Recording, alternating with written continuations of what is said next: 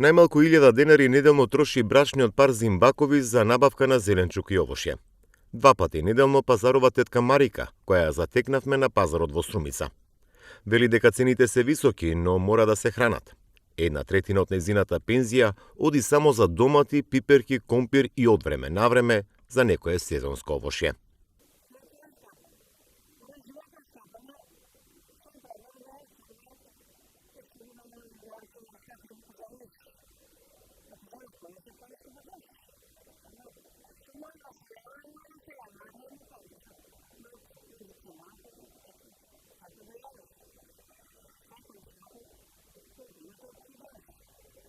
На пазарот во Струмица цените се движат од 30 денари за компир, 60 денари за домати и краставици, 70 за пиперки.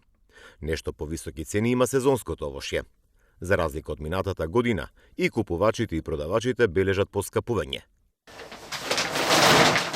Според земјоделците, ваквите цени се резултат на намалената понуда на зеленчук во Струмишкиот регион.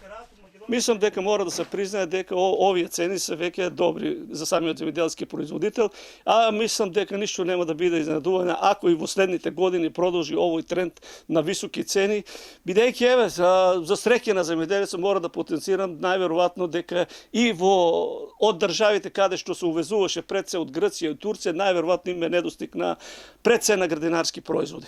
Скапиот зеленчук е резултат и на високите цени на земјоделските репроматеријали, коментираа земјоделците.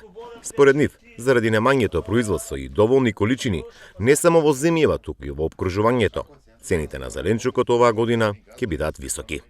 И климатските промени имаат свое влијание за намалената понуда на градинарско производство во Струмишкиот регион. Според добро упатените, градинарското производство оваа година е намалено за околу 30% од минатите години.